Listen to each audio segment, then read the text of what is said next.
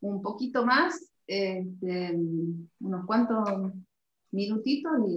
No hay problema, esto es América Latina. En América Latina nadie llega a tiempo. Pero no el norte. En el norte de la Argentina menos. No. El tema es un tema continental, latinoamericano que se respete. No llega jamás a tiempo.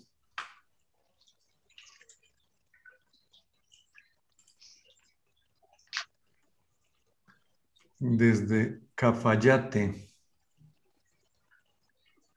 desde Pinamar, desde toda parte nos saludan. Sí.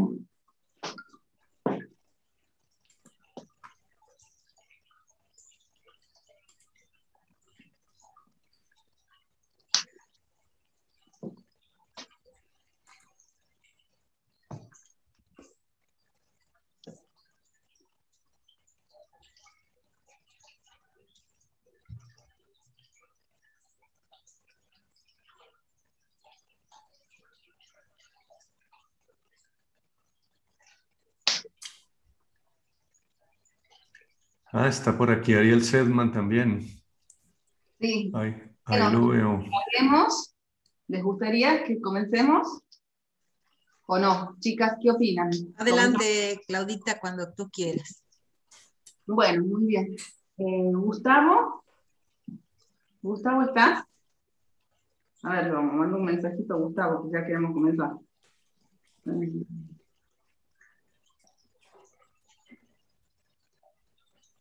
Gustavo.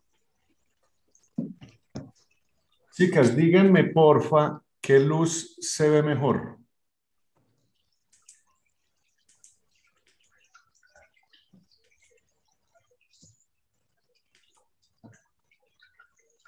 ¿O todas se ven igual? Sí, se ven bastante similares. Mira la diferencia, doctor, con el que te sientas más cómodo. Listo, no, si todas se ven igual, no pasa nada. Díganme, ¿me estaban hablando? Sí, te estábamos hablando. Dígame. ¿Gustaría comenzar ya? ¿Puede ser, por favor? Sí, están al aire. Sí, cuando quieran. Bastante similares. Cuando comenzamos, así que bienvenida. Más cómodo. Cuando quieran pueden comenzar, ¿eh? Bien. Comienza nomás. Díganme, ¿me estaban hablando? Sí, te estábamos hablando. ¿Gustaría comenzar ya? ¿Puede ser, por favor? Sí, están al aire.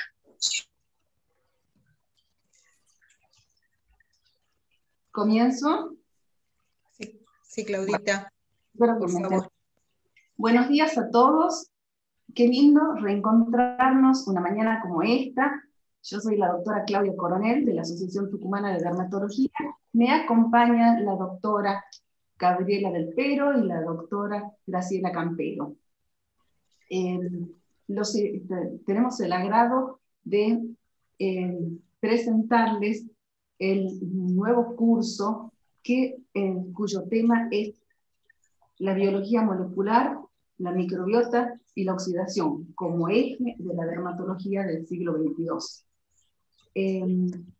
Queremos agradecer al laboratorio Kawsara por su colaboración, que sin su colaboración este evento no sería posible. Hace muchos años se habla de probióticos, fuimos escuchando, pero ninguno de nosotros hubiera imaginado la importancia que tomaron estas medicaciones para las distintas enfermedades en este momento. Por eso hoy tenemos al número uno, al pionero, al mejor en probióticos, que es el doctor John Gaviria. El doctor John Gaviria, por todos ustedes conocidos, es especialista en dermatología, estudió en la Universidad Javeriana Santa Fe de Bogotá, realizó la maestría en biología molecular cutánea y capilar de la Universidad de París, Hospital de Saint-Louis, París. Muchísimas gracias, John, por tu generosidad, por acompañarnos, por haber madrugado en esta mañana para compartir tus conocimientos con nosotros. La Asociación Tucumán de Dermatología te quiere agradecer particularmente por tu generosidad. Muchísimas gracias, bienvenidos. Todos estamos ansiosos por escuchar.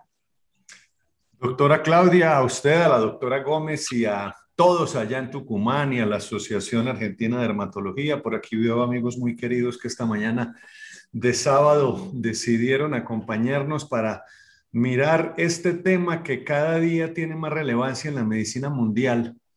Permítanme, yo comparto mi pantalla. Les quiero agradecer de verdad inmensamente su invitación. ¿Ahí me están viendo ya mi pantalla? Sí. Bueno. Bosque, selva, desierto. Perfecto.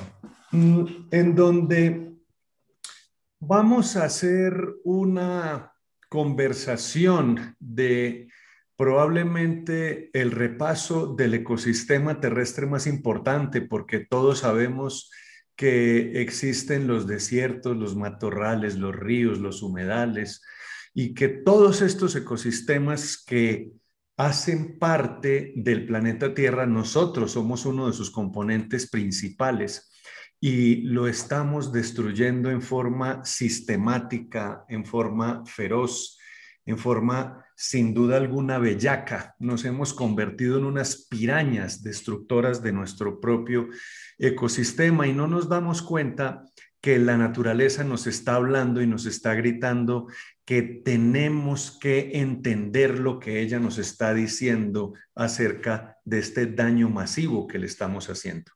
Y el mayor daño que nosotros estamos haciendo es a la ecología de nuestro propio cuerpo.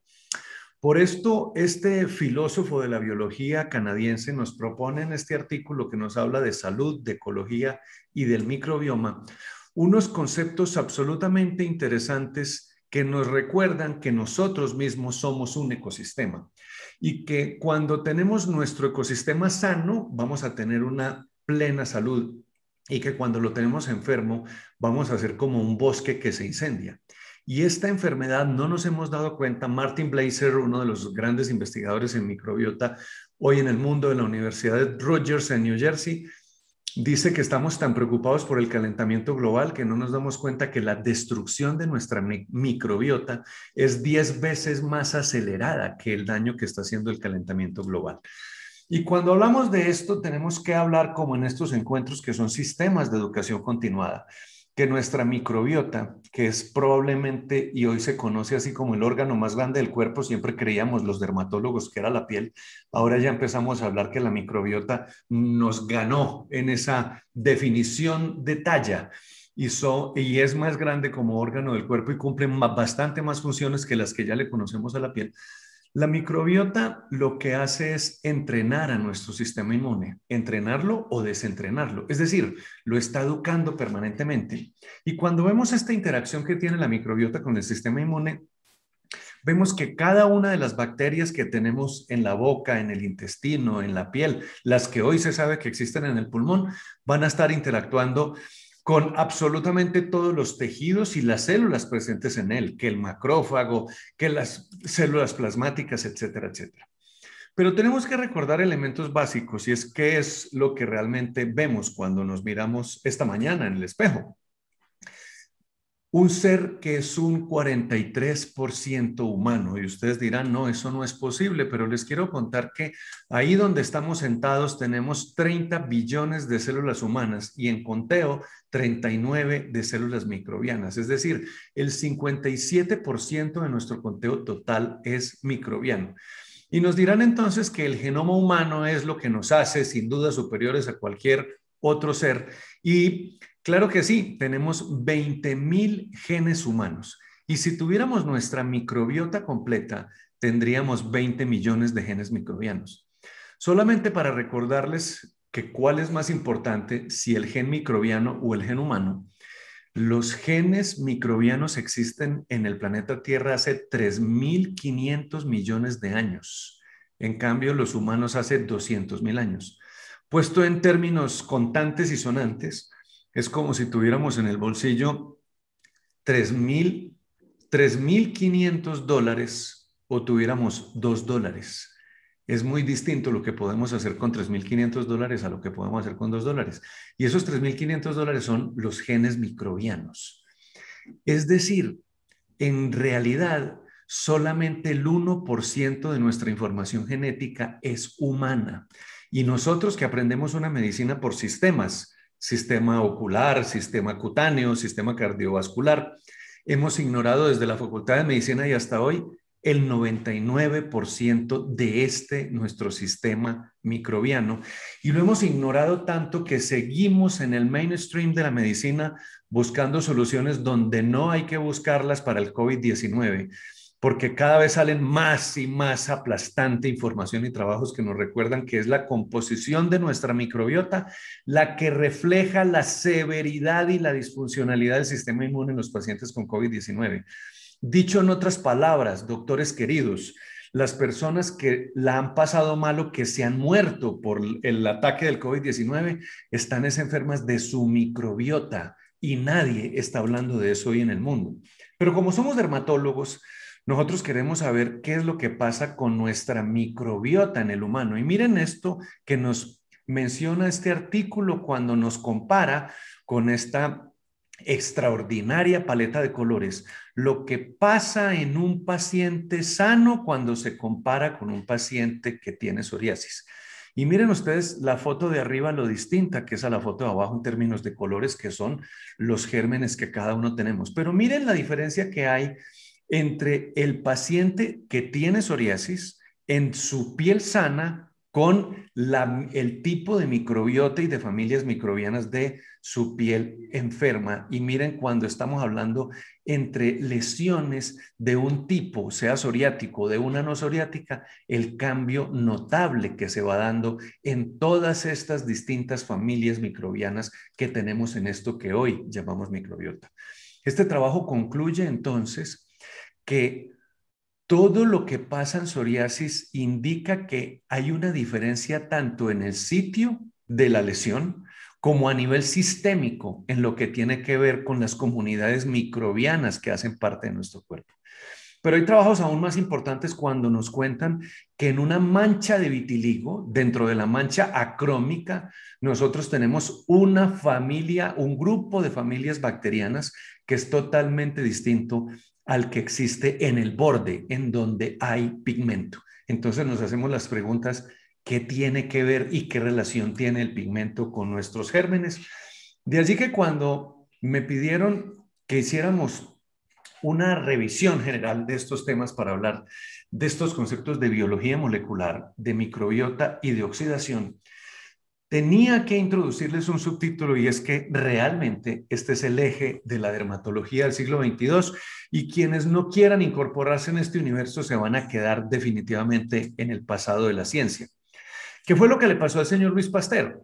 Recuerden ustedes que Pasteur no era médico, de hecho ni siquiera era bacteriólogo. Él creó, él fundó la bacteriología, él fundó la inmunología y él fundó una cantidad de ciencias que los médicos de la época convulsionaron, como lo hacen hoy en día muchos al hablar de estos conceptos nuevos, y decían que eso no existía. Y Pasteur, porque ellos tenían las ideas muy claras acerca de la medicina, con esta frase que quedó en la historia, dijo que desgraciados los hombres que tienen todas las ideas claras, porque realmente el conocimiento avanza todos los días. Por eso hagamos una revisión primero de nomenclatura. ¿Qué es la microbiota? La comunidad de microorganismos patógenos y comensales en toda la economía corporal. ¿Y qué es el microbioma? Es todo su DNA, todo su material genético colectivo. Ya hemos hablado que hay más células microbianas que células humanas y que la mayoría de ellos están en el tubo gastrointestinal y que fuimos dando una evolución simbiótica que participó en la evolución del ser humano y que esta evolución que ha tenido un gran cambio desde el siglo XX tuvo unas notables modificaciones porque con el descubrimiento de la síntesis de la urea, que se pudieron hacer grandes monocultivos como los que se tienen en la pampa argentina con cereales, aparecieron entonces los monocultivos y apareció el cambio en la dieta. Pero adicionalmente, ya la gente no se va desde Tucumán hasta Buenos Aires o desde Buenos Aires hasta Neuquén como se iban antes, que eran a caballo o caminando, ya lo hacemos en avión, entonces ya no hacemos ejercicio. Y aparecen también en el siglo XX los antibióticos, y cuando aparecen los antibióticos, que fueron una gran solución, aparecemos los seres humanos, los médicos y los médicos veterinarios a malutilizar los antibióticos en forma aterradora para que vayamos cambiando con ellos este gran ecosistema que es el de nuestro microbiota. Y recordemos que las bacterias son esenciales para extraer energía de la comida, para producir vitaminas, para regular el sistema inmune, como ya les mencioné, para regular los niveles de glucosa y el metabolismo. Y uno importantísimo es que nuestras bacterias buenas nos van a proteger de las malas.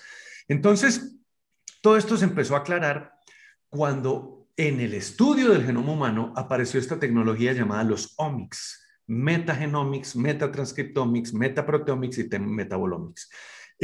Con esta tecnología se supo, primero que todo, que lo que nos enseñaron en la Facultad de Medicina y en la residencia era completamente incompleto.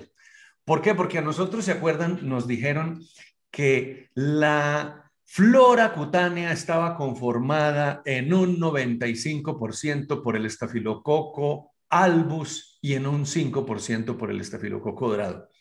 Eso, doctores, es una gigantesca mentira. Hoy sabemos que ni el 4% de nuestra microbiota cutánea son estafilococos.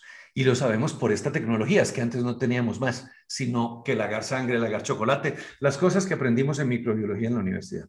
Y miren ustedes en esta gráfica cómo se ve en estos colores en la composición de un adulto sano en términos de su microbiota, en donde el 90% estará conformado por firmicutes y por bacteroidetes. Y miren ustedes los cambios que va a tener un niño en sus colores. Solamente mire la proporción de los colores que tiene un niño si es alimentado por leche materna o por leche de tarro, por la leche de mentiras artificial. Eso va a cambiar no solamente la microbiota de ese niño en su infancia, sino que va a determinar una marca biológica de ahí hasta el final de sus días. Y todos estos fenómenos conocidos hoy en la evolución de nuestro sistema microbiano empiezan a darnos datos que llamamos nueva ciencia, como cuando nos enseñan este grupo de la Universidad de California en Davis que el Bifidobacterium infantis sería el director de la orquesta en la colonización bacteriana cuando nacemos. Es decir, nacemos por el canal del parto, adquirimos allí un mundo de bacterias y este Bifidobacterium infantis es el que va a decirle a todas: tú te quedas en el estómago, tú te vas para el intestino delgado, tú te vas para el colon. Y esto que le está dando a esta bacteria una especie de supremacía en la dirección de todo el proceso de colonización, empieza a convertirse de una forma muy importante en un elemento terapéutico que puede beneficiar a nuestros pacientes de piel. De tal manera que cuando nosotros vemos globalmente nuestro intestino delgado y nuestro intestino grueso, nos vamos a encontrar con estos polígonos rosaditos que están aquí, que se llaman los nutrientes no digeribles o fibra o prebióticos. Es decir, son sinónimos. Cuando hablamos de nutrientes no digerible, de fibra o de prebiótico, estamos hablando de lo mismo. Y cuando hablamos de fibra, estamos hablando de una molécula que está diseñada para nutrir a nuestra microbiota. Que cuando llega la alimentación al intestino, esto es lo que lo recibe. Miren ustedes, llegan las proteínas de la dieta, llegan las grasas, llega todo lo que nosotros nos comemos, y cuando esto llega es tomado por un grupo de bacterias sacarolíticas que va a procesar los azúcares, que van a producir butirato, que van a producir sulfato. Después la proteína va a ser tomada por bacterias proteolíticas que van a conectarse con las bacterias metanógenas, que son las que producen el gas. Y vamos a tener también bacterias lipolíticas que van a encargarse de hacer lipólisis a las grasas. Todos estos mecanismos son mecanismos que no son complementarios de los sistemas enzimáticos humanos que provienen del páncreas y de la bilis. No, no son complementarios, son absolutamente sinérgicos, son absolutamente indispensables ambos. De allí que cuando nos dicen que nuestras bacterias contienen el segundo genoma. Muchos nos hacemos la pregunta, ¿el segundo o el primero? Por eso, cuando estamos seguros, como es mi caso, de que es el primero, entendemos que este genoma hay que nutrirlo y que las tenemos que incluir en nuestro algoritmo terapéutico y dietético. Recordemos que el 80% de los neurotransmisores con los cuales funciona nuestro cerebro se producen en las bacterias de nuestro intestino. Y recordemos que hoy la información científica abrumadoramente nos confirma que no es ni siquiera teórico, que las personas que sufren de depresión realmente están enfermos de su microbiota intestinal. Entonces empezamos a ver herramientas que van a sernos muy útiles y que nos van a devolver la simpatía y la alegría por la vía microbiana. La microbiota es exclusiva por individuo, es una huella digital. Robert Knight en la Universidad de California en San Diego hizo un estudio fabuloso, agarró los mouse, los ratones de los computadores en todo un edificio de la Universidad de California en San Diego, los marcaron por dentro donde está la pila, quién era el dueño, y él hizo el estudio de la microbiota del ratón porque ya había estudiado la microbiota en las manos de sus propietarios y le devolvió a cada uno de sus dueños, le devolvió el ratón, el mouse que era de su computadora. Esto es una huella digital. Nosotros impregnamos todos los ambientes en donde vivimos con nuestras bacterias. Y cuando nuestra microbiota no funciona bien, vamos a tener enfermedades, ya hablé de la depresión, como la obesidad, y lo más importante es que esta microbiota cambia continuamente. Cuando yo voy a Buenos Aires a dar alguna conferencia, mi microbiota empieza a cambiar con la cantidad de carne por el asado al que ustedes me invitan. Recordemos que un adulto sano de una Amazonía, de una familia amazónica que no ha tenido contacto con Occidente, debería tener 1.600 familias de microbios. Un adulto hoy en los Estados Unidos, yéndole muy bien en una sociedad urbana de los Estados Unidos, que es donde miden esto, tiene 1.200 familias. Es decir, ya perdió el 25% de su microbiota. Pero estoy diciendo, uno que está muy aliviado, porque normalmente en los Estados Unidos la gente no alcanza a tener ni 900 ni 800 familias, que esto es absolutamente indispensable, la diversidad de familias que nosotros tengamos en nuestra microbiota. De allí que este grupo, dirigido por mi querida amiga María Gloria Domínguez Bello, que es venezolana, que trabaja en la Universidad de Rutgers, hizo un estudio en donde definió el microbioma de los indios americanos no contactados por Occidente. Y con este estudio lo complementó con uno adicional en donde lo comparó con muestras de microbiota de distinto origen de personas residentes en los Estados Unidos. Y encontró cosas absolutamente sorprendentes, y es como nosotros en nuestras casas tenemos totalmente impregnado la microbiota de la familia en las paredes, pero como vivimos en un mundo frenéticamente limpiador, frenéticamente antiséptico, como son nuestros hospitales y nuestros consultorios, lo único que estamos haciendo es romper sistemáticamente nuestro ecosistema, porque no hemos podido comprender lo que les dije al principio, y es que los gérmenes buenos son más eficaces para protegernos de los gérmenes malos que cualquier sistema antibiótico o antiséptico.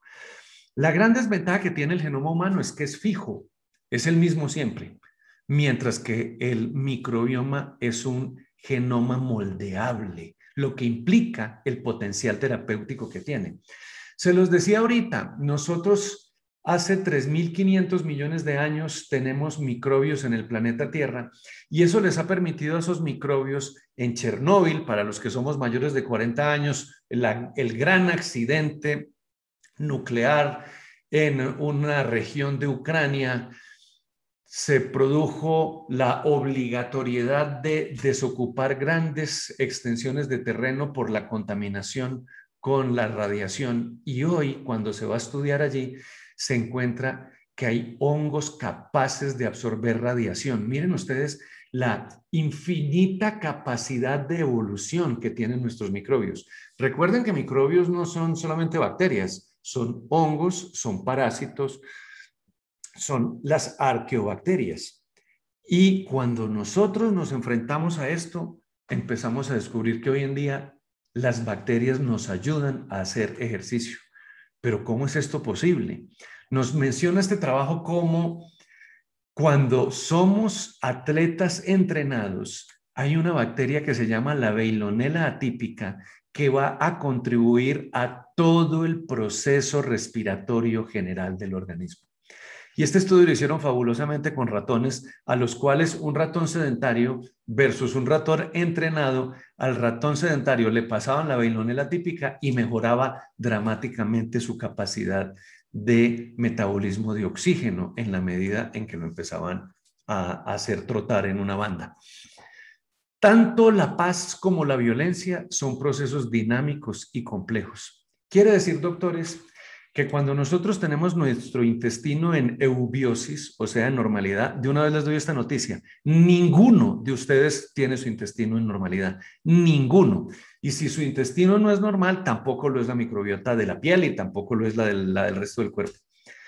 Pero si es difícil tenerlo en normalidad, es aún más difícil tenerlo en disbiosis, que es el nombre del diagnóstico de la gran pandemia que tenemos hoy en el mundo. Porque cuando modificamos estas interacciones del ecosistema, para que ella se pueda mantener mal, también requiere unos sistemas completamente dramáticos de ese desequilibrio que es buscando todos los días alcanzar un equilibrio. ¿Y esto por qué? Porque los microbios intestinales tienen una feroz competencia por el alimento. Y como la gente hoy en día lo que come es basura, basura que estamos acostumbrados a darle a nuestros niños desde chicos, todo lo que tiene que ver con perros calientes, con harinas procesadas, con etcétera, etcétera, etcétera. Y como nuestros microbios no están diseñados para comer basura, adivinen qué hacen, se comen nuestra mucosa intestinal. Y entonces esta modificación que hace que la dieta anterior, que tenía nueces, granos, frutas y vegetales, la hemos cambiado por estarle dando a nuestros chicos desde niños cosas totalmente inapropiadas para que por lo menos coman algo. Es que les vamos a dar cereal al desayuno, uno de los grandes venenos que el mercadeo nos enseñó que era una cosa buena para la salud y que por supuesto no lo es, y que nos recuerda la estadística en los países subdesarrollados, en donde además nos impresiona mucho que pareciera ser que a más pobre el país, como que menos daño hace el COVID. En estos días estuve revisando esto, no alcancé a incluirla en la diapositiva aquí, pero los países africanos que están más jodidos por la pobreza pareciera ser que tienen menos daño por el COVID y todo pareciera indicar porque comen distinto. Miren ustedes que un africano se puede comer 150 gramos de fibra al día. Mientras que alguien que vive en una sociedad urbana en los Estados Unidos no alcanza ni a los 15, o sea, 10 veces menos. El problema es que nuestras bacterias tienen mala reputación. ¿Por qué? Porque siempre que hablamos de ella empezamos a hablar que el problema es que ya son multiresistentes en la comunidad, que no hay antibióticos que les sirvan, que estamos condenados a ser destruidos por una bacteria multiresistente que no vamos a ser capaz de controlarla, porque no recordamos que las bacterias nocivas de las que hay en el planeta no alcanzan a ser ni el 5%, mientras que el 95% las necesitamos. De allí que apareció el proyecto del microbioma humano dirigido por el Instituto Nacional de Salud para tratar de definir realmente qué era esto. Y los europeos, para no quedarse atrás, lanzaron el proyecto de la metagenómica del tracto intestinal humano. En este proyecto terminamos por descubrir uno de los elementos más tristes de la ciencia contemporánea, y es que habíamos determinado como normal un comportamiento de nuestra salud gastrointestinal hecho en poblaciones de suyo anormales. ¿Qué significa eso? Que no podemos decirle al humano que es normal, por ejemplo, en términos de su tránsito o de su hábito intestinal o de la forma de su deposición, si lo medimos en una sociedad urbana de Occidente, porque eso hay que medirlo, es una sociedad sin contacto con la occidentalización de, por ejemplo, las selvas amazónicas. Y ahí es donde nosotros empezamos a ver como en esta publicación de Nature que se descubre este concepto que se llama la conjugación entre los genomas bacterianos y los genomas de los mamíferos. La interacción entre los genomas de nuestras comunidades bacterianas con el genoma de nuestros queratinocitos a nivel de la mucosa oral, por ejemplo. O este que es mucho más trascendental, que es la hipótesis de la complejidad que nos habla de la transferencia horizontal de genes, que una bacteria podría transmitirle los genes, una bacteria a una célula de un mamífero adulto como el Homo sapiens. La pregunta es, ¿quién influye entonces en la microbiota? Por supuesto, la localización geográfica es distinta, la microbiota de ustedes en Argentina a la nuestra en Colombia. Por supuesto, la genética de cada uno, la exposición a los antibióticos, el uso o no de alimentación que contenga fibra, o sea, prebióticos. En la medida que nos envejecemos vamos cambiando de microbiota, y hay algo que era con lo que debía haber dicho primero, pero lo dejo de último porque nunca se lo preguntamos a nuestros pacientes y desde hoy es una invitación a que lo hagan. Si usted nació por cesárea o por parto vaginal, este solo detalle va a cambiar de ahí en adelante toda su biología. De tal manera que vamos a entender a partir de hoy que la cesárea es una desventaja biológica y que las cesáreas, cuando se programan, las cesáreas programadas, que porque la mamá no lo quiere tener, es un atentado contra la salud futura de ese niño. ¿Y cuáles son entonces, cuando hablamos de esas interacciones de la microbiota cuando nacemos, su mayor modulador se da la dieta? Pero ¿cuál es la interacción que hay entre la dieta y el microbio, o entre los microbios, o entre el microbio huésped? Todavía sigue siendo motivo de estudio y siguen saliendo todos los días trabajos que nos recuerdan cómo es que la dieta interviene para que nos modifique la microbiota. Y es donde viene la discusión del rol de la fibra, que en la Facultad de Medicina nos enseñaban como la responsable del bolo fecal final. Pero realmente la fibra lo que es el combustible para que nuestra microbiota produzca esto que son los MAC. Los MAC son los carbohidratos para la microbiota. Estos carbohidratos para la microbiota no los procesa el humano, no tenemos la maquinaria enzimática para procesarlos, solamente los pueden procesar nuestros microbios, y con ellos van a producir los ácidos grasos de cadena corta, que no los producen nuestras células humanas, sino nuestras células microbianas. Y esos ácidos grasos de cadena corta son el acetato, el butirato, el propionato. El butirato se sabe que mejora la memoria, el propionato inhibe la síntesis de colesterol y el acetato va a actuar como antiinflamatorio en muy distintos órganos. Se le conoce como el oro en polvo de la microbiota para la salud humana, y cuando nos envejecemos empezamos a perder estos ácidos de cadena corta, y entonces empezamos a perder funcionalidad en células humanas, y entonces empezamos ahí a entender cómo podemos utilizar la microbiota como una herramienta para enlentecer, frenar o incluso reversar el proceso de envejecimiento. Pero si vamos más allá, en esta publicación de la revista Cell nos encontramos cómo el microbioma humano está conectado con la obesidad. Y miren ustedes en esta composición cromática de los distintos estados de los Estados Unidos de América, en donde ustedes pueden ver cómo la prescripción de antibióticos a su izquierda en la pantalla y cómo la prevalencia de obesidad a su derecha es absolutamente coincidente. En los estados en donde más se prescribe antibióticos hay más gordos en los Estados Unidos. Doctores, esto es una realidad estadística. Si no la queremos ver, pues problema que nuestra ceguera es absolutamente entonces deliberada. Pero salen más informaciones, de hecho ya no nuevas. En 1998 nos empiezan a hablar de las perturbaciones agravadas que producen sorpresas ecológicas. Miren ustedes, ¿qué pasa en un ecosistema cuando es sometido a un problema? Piensen ustedes que un bosque completico, un bosque normal, lo someten a un incendio y el bosque se quema. Cuando el bosque se quema, se pierden una gran cantidad de especies y después se da un proceso de recuperación. Esto es lo que pasa cuando ustedes toman antibiótico. Cuando ustedes se toman un antibiótico es como si le metieran un gigantesco soplete a ese ecosistema suyo para quemar todo lo que tiene allí, pero ustedes se van a recuperar. Miren ustedes cuando se toman un antibiótico y se lo empezaron a tomar doxiciclina para una rosácea, y cuando la empiezan a tomar se está dando el proceso de recuperación y dicen, no señor, esta doxiciclina no nos sirvió, vamos a pasarle a la minociclina. Cuando ustedes cambian de antibiótico, y eso que estamos hablando en este caso de la misma familia tetraciclinas, no digamos lo que hacen en la medicina convencional cuando le cambian al paciente antibióticos, empezamos a producir extinción de familias microbianas. Pero miren ustedes cuando el ecosistema no se ha creado, cuando es un bosque apenas en formación, es decir, un niño. Cuando usted es un niño que está apenas creando su ecosistema, le dan en la infancia un antibiótico, de una vez van a producir fenómenos de extinción, es decir, una secuela biológica.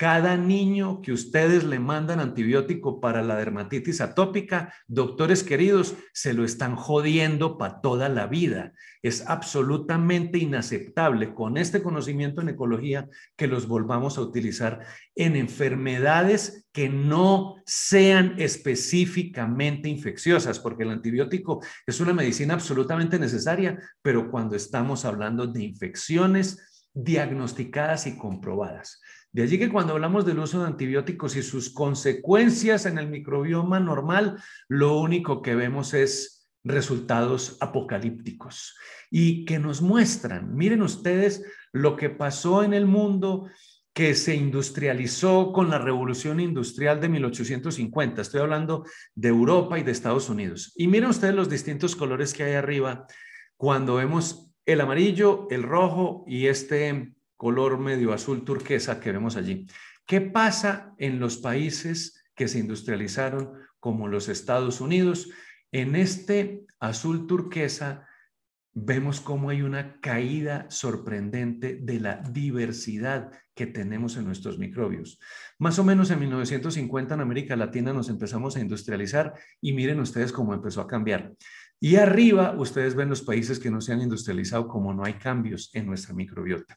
Lo más triste de este asunto es que los cambios inducidos con el uso de antibióticos nos indica que para el año 2050 en las sociedades industrializadas como en las que nosotros vivimos, la recuperación seguirá estando muy lejos de lo que es el estatus normal de una microbiota de un adulto sano. Por esto, este grupo de investigadores en Rutgers siempre dicen: paren el asesinato de las bacterias benéficas.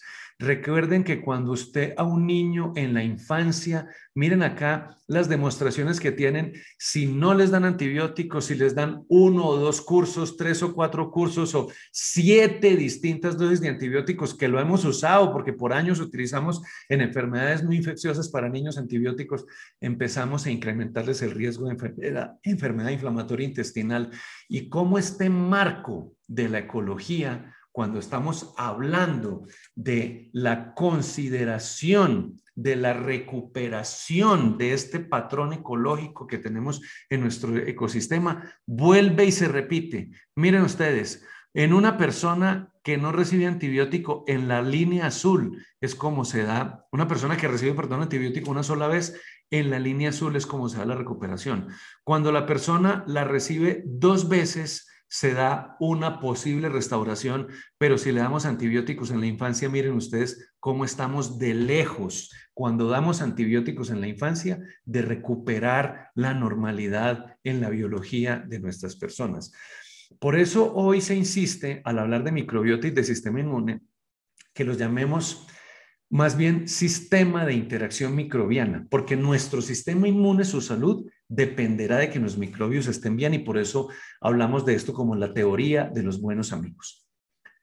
El señor Sócrates hace 3000 años nos recordó que la ciencia humana consiste más en destruir errores que en descubrir verdades.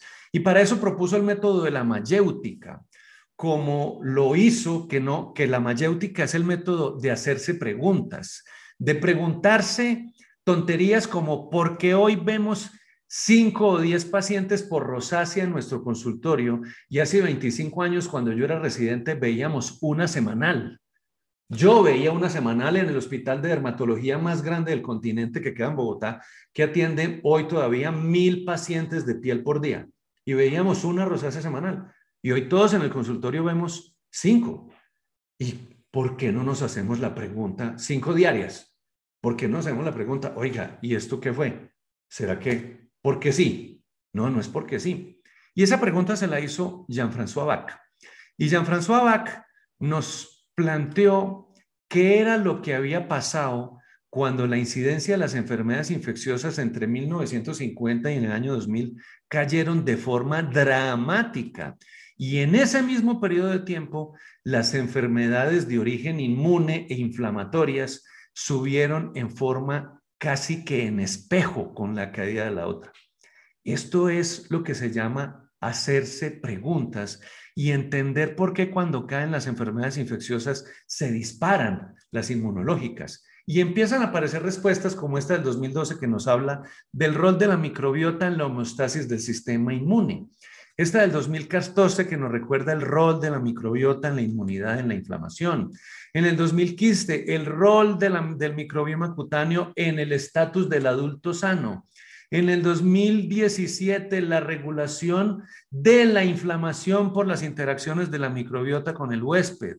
En el 2020, otra vez volvemos a hablar de la correlación entre la microbiota y los pacientes gravemente enfermos por el COVID-19. Y entonces la pregunta es, ¿cómo es que la microbiota produce inflamación? Pues doctores, es muy simple. Hoy sabemos que todo nuestro sistema redox, el sistema de oxidorreducción, está mediado por la microbiota intestinal, porque nuestros microbios comensales, solamente por coexistir en contigüidad con nuestros enterocitos, van a activar esto que se llama el complejo enzimático NOX1. ¿Y qué es el complejo enzimático NOX1? Van a ver ustedes en este autor, Andrew Nesh, que es de la Universidad de Emory en Atlanta, toda la extraordinaria y sofisticada teorización que existe hoy en día, pues que ya ni siquiera es teorización, son cosas comprobadas acerca del rol que tienen las enzimas del sistema NOX en todo el metabolismo del oxígeno. Y todo empieza como, doctores, ustedes inspiren profundamente, miren.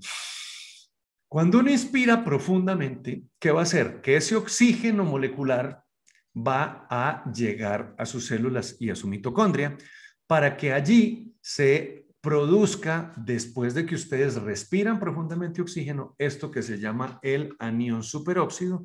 Este anión superóxido va a activar todo el sistema, pero aquí se los voy a mostrar resumido. Cuando ustedes respiran, ustedes van a activar todo un sistema en la obligatoriedad respiratoria que tiene la mitocondria, donde estarán presentes las enzimas antioxidantes que son indispensables para que el oxígeno en su metabolismo no nos haga daño, que son la superóxido dismutasa, la catalasa y la glutatión peroxidasa. ¿Y esto cómo funciona? Volvemos a respirar, llegan el sistema NOX1, nos produce este que es el O2 punto rayita, el radical superóxido, para que llegue la superóxido dismutasa y forme peróxido de hidrógeno y simultáneamente se activen la glutatión peroxidasa y la catalasa para que nos desintoxiquen el sistema celular produciendo agua y oxígeno.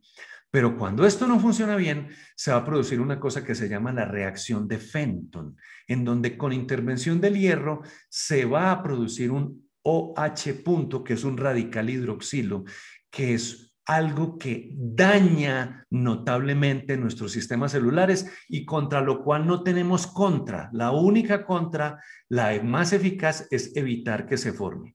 Y cuando hablamos de reacción de Fenton y de microbioma humano, hablamos de otro tema que se sigue estudiando y demostrando todos los días y que nos confirma que la oxidación perpetúa la inflamación. Entonces, doctores, nosotros somos capaces de controlar la inflamación de un paciente con un corticoide o con tantas moléculas que utilizamos antiinflamatorias, pero no hacemos nada por controlar la oxidación, que es la verdadera responsable de perpetuar la inflamación. Y volvemos otra vez a trabajos que nos hablan del rol de la microbiota en nuestra homeostasis y que nos recuerdan que nuestros linfocitos CD4 o naïf se van a especializar en los de la línea TH1, TH2, los THD17, los T reguladores. Y nos recuerdan que este microbioma humano el microbioma humano del intestino, está participando como corresponsable en la salud humana y en las enfermedades inflamatorias de la piel. Y nos recuerdan que de estas enfermedades inflamatorias de la piel, una de las que más nos preocupa por el deterioro que produce en la calidad de vida de los pacientes es la psoriasis. Y que cuando nosotros tenemos un paciente con psoriasis, ustedes ven la lesión, el microbioma de una persona que no tiene psoriasis, lo ven ustedes en la parte izquierda de esta gráfica, y miren ustedes el microbioma y la biología molecular de una placa psoriática, en donde, ¿qué es lo que vemos? Células del segmento de los TH1 que están participando y células del segmento de los TH17 que están presentes tanto en la placa como en el intestino. Y entonces cuando vemos esa afinidad, empezamos a entender que la composición y el rol de nuestro microbioma está absolutamente conectado con la inflamación que tenemos en todas las enfermedades dermatológicas más comunes. Entonces, estamos con esto modificando la fisiopatogenia que hasta el día de hoy hemos reconocido de muchas de ellas. De tal manera que cuando vemos la variación en tiempo y espacio de nuestras comunidades microbianas, nos empezamos a encontrar todas estas familias que aquí nos mencionan en color turquesa lo que hay en el intestino y en fucsia lo que hay en nuestra piel, para que podamos nosotros ir comprendiendo que hay absolutamente corresponsabilidad entre lo que pasa en nuestro microbiota y lo que pasa en nuestro órgano que nos atañe a los dermatólogos, que es la piel. Y entonces ustedes dirán, es que esto ya es medicina del siglo XXI. Año 1981 nos estaban hablando de esto, que es el encuentro, el enlace en esto que se llama el eje intestino-cerebro-piel. Año de 1981. Y tenemos minuto. En el año 1990 nos empiezan a hablar de la posibilidad de utilizar probióticos en la nutrición animal. En el año 2007 nos hablan del rol de los probióticos como potenciales antihipertensivos, moduladores del sistema inmune, hipocolesteromiantes, tratamientos para la menopausia. La pregunta es que todo el mundo cuando habla de microbiota y de probióticos se pregunta, ¿y esto cómo los vamos a dar? Lo primero es que tenemos que preguntarle cosas al paciente que nunca le preguntamos. Nosotros de dermatólogos nunca. 1, si nació por parto cesárea. 2, si recibió antibióticos en la infancia. 3, si comió o no verduras en la infancia. 4, cómo es su hábito intestinal, si le da diarrea fácil, si su patrón de deposición es un tubo o es una plasta como la vaca, qué comida le cae mal, si es que le caen mal los lácteos y la gente o le caen mal las leguminosas o los granos. Y resulta que la gente en medicina y nosotros los médicos en particular empezamos a confundir dos muy distintos conceptos del español, de nuestro idioma, que es el concepto de frecuente con el concepto de normal. Entonces, como a todo el mundo le caen mal los lácteos, eso es normal. No, doctores, eso es frecuente. Es frecuente que a todo el mundo le caigan mal los lácteos, pero eso es absolutamente anormal. En un solo centímetro de colon trabajan más bacterias que todos los seres humanos que han existido juntos. Y aún así hay gente que afirma que nosotros estamos a cargo del mundo. En este mediático científico de los Estados Unidos, nosotros en nuestro grupo de investigación clínica adoptamos una fórmula matriz para darle a nuestros pacientes y recuperar el ecosistema, que es esta que ustedes ven acá. Pueden tomarle foto para que la tengan presente. Bifidobacterium, Lactobacillus, Saccharomyces boulardii, Bacillus clausi. Lo damos 3 veces al día, una vez pues con cada comida por 3 meses y después lo seguimos una vez semanal por 3 meses más. Entonces aparece el reto de dominar la inflamación con la sinergia de antioxidantes, de probióticos y de prebióticos. Esta es una paciente con una alopecia frontal fibrosante. Ella es endocrinóloga. 5 años de evolución de su enfermedad y ustedes pueden ver el cambio que hay entre el 19 de febrero y el 24 de marzo. En un solo mes ustedes pueden ver perfectamente la disminución notable desde el punto de vista clínico de la inflamación en esta alopecia frontal fibrosante utilizando antioxidantes. Pero cuando hacemos la microscopía confocal, lo que vemos es que del volcán en erupción en ese folículo que estaba enfermo a la desaparición de la erupción a su derecha, empezamos a comprender que aquí hay una herramienta mucho más poderosa que un corticoide. Y cuando vemos la foto en global ya 4 meses después, la paciente se percata de que ella era roja. Miren ustedes cómo ella era roja, era colorada. No se había dado cuenta de eso, ni siquiera nosotros nos habíamos acostumbrado a verla así. Y cuando le damos el tratamiento empieza a rebajar. Y con la cámara Vectra, cuando empezamos a seguirla, empezamos a ver cómo la evolución en la disminución de la inflamación se nota. En el caso anterior, solo habíamos utilizado unas megadosis o dosis de impregnación de superóxido dismutasa. Y nos hicimos la pregunta, ¿qué pasa si a estos casos que mejoran tanto en la inflamación con el suministro de superóxido dismutasa vía oral?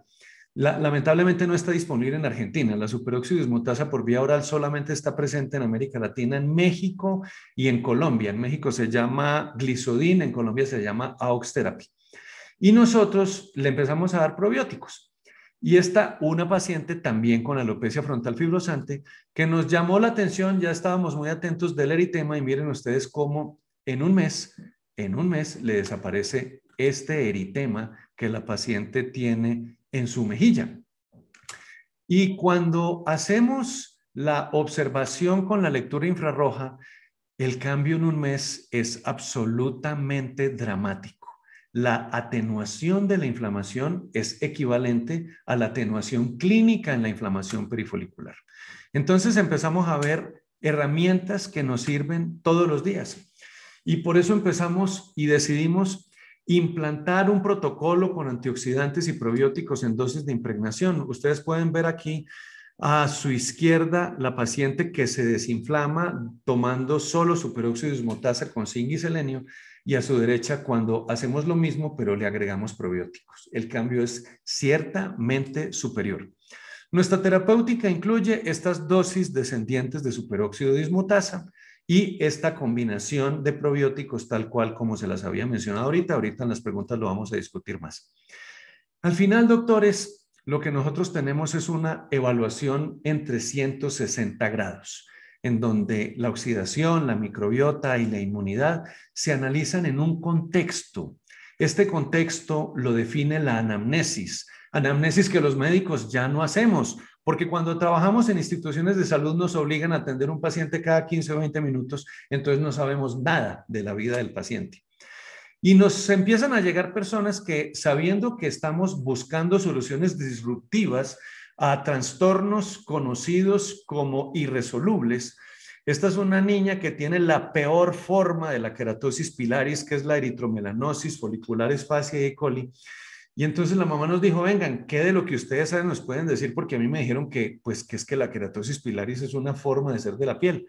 Y pues le dijimos, hagamos un ensayo. Y nos llamó la atención cómo en un mes la niña disminuyó su aspecto inflamatorio en las mejillas, pero con la lectura infrarroja sí que nos sorprendimos, porque pudimos ver que lo que hasta ahora para nosotros es una enfermedad que no es enfermedad, sino una condición de la piel, como ser rubio, como ser de piel morena, etcétera, etcétera, etcétera, podría ser un trastorno inflamatorio de orden de alteración de la microbiota. En el caso de esta niña era una niña que nació por cesárea y tuvo muy malos hábitos en su infancia, que se complementa con un estado oxidativo adicional.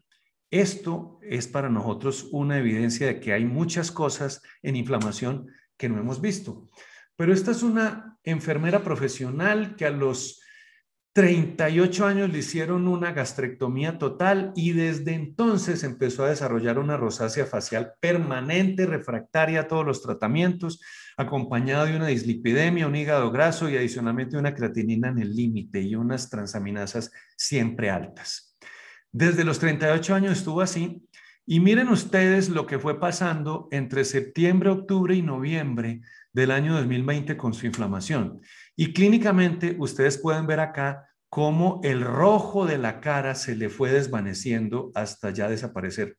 Pero lo más importante es que se le normalizaron todas las alteraciones de su bioquímica sanguínea, que es lo que generó que su nefrólogo se vinculara a nuestro grupo, porque esta mujer con antioxidantes y con probióticos, su creatinina bajó de 1,5 a 0,7, sus transaminasas se normalizaron y su dislipidemia también. De tal manera que cuando comparamos al principio, en septiembre y 3 meses después el resultado, nosotros vemos que en efecto podemos regular la inflamación cutánea utilizando herramientas novedosas. En pacientes con psoriasis, en donde tenemos mucha menos experiencia, lo que hemos hecho es simplemente comparaciones con la cámara infrarroja, la lectura, y vemos cómo globalmente se desinflaman. Y en dermatitis seborreica, con lo que sí tenemos un grupo muy grande de personas, esta es una paciente que llevaba 3 años con una dermatitis seborreica fotosensibilizada con muy mala respuesta a la terapia convencional. El resultado fue el que ustedes ven aquí y fue una disminución notable en muy corto tiempo y de desaparición al final de todos sus síntomas. Pero este es un caso de la semana pasada. ¿Y por qué es de la semana pasada? Porque esta es una señorita que tiene 24 años de edad, que llevaba 4 meses de evolución de una rosácea unilateral en manejo con doxiciclina, con ivermectina, con tópicos múltiples, y como cada vez empeoraba más, los médicos se desesperaron y les llegaron a hacer infiltración con corticoides. La vimos exactamente hace 10 días y ayer vino a control. Y este es como ella nos consultó. Es una niña que llevaba este cuadro de su rosácea unilateral. ¿Qué hicimos? Le dimos probióticos 3 veces al día, antioxidantes 3 veces al día y una crema de Triticum vulgare. ¿Qué pasó en 7 días? De esta era la lectura infrarroja. De hecho, desde que hacemos la lectura infrarroja con la cámara Vectra, este es el caso con mayor inflamación que hemos tenido. Y miren ustedes cuando la vimos ayer, no antier. Este es el resultado 7 días después. Lo que no habían logrado los tratamientos convencionales, que todos nos lo conocemos de memoria porque adicionalmente hay las famosas guías de manejo. Una guía de manejo, doctores queridos, es una renuncia a la inteligencia. Eso uno no puede andar haciendo cosas con guías de manejo. Nosotros vamos a la universidad a estudiar biología y a estudiar bien para que le ofrezcamos a los pacientes soluciones a la medida, no con guías de manejo. La guía de manejo, yo le digo a mis residentes, a mí no me hablen de guías de manejo, que eso está muy bien para tratar animales, pero no para tratar seres humanos. Y esto es lo que pasó con el paciente entre el día 1 y el día 7 con la radiación infrarroja. Si no estás cometiendo ningún error, no estás innovando. Si estás cometiendo los mismos errores, no estás aprendiendo. El señor Alexander von Humboldt salió el 5 de junio de 1799 del puerto español de La Coruña para llegar a Cumaná en Venezuela. Hizo un recorrido de 5 años que lo llevó a La Habana, a Cartagena, a Santa Fe de Bogotá, a Quito, a Lima, a México.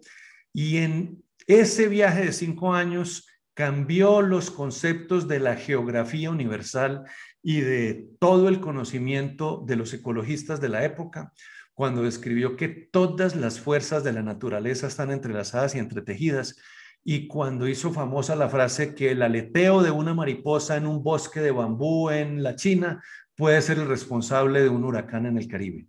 Si eso pasa en el planeta que es tan grande, doctores, un hongo en la uña del dedo gordo del pie puede ser el responsable de quién sabe qué alteraciones en el resto del organismo, y no nos hemos preocupado por descifrar qué es lo que pasa en esas interacciones. Sócrates, vuelvo y lo cito, dijo que en cualquier dirección que recorras el alma, nunca tropezarás con sus límites. Parafraseándolo, yo digo que en cualquier dirección que recorras la ciencia, nunca tropezarás con sus límites. Muchísimas gracias.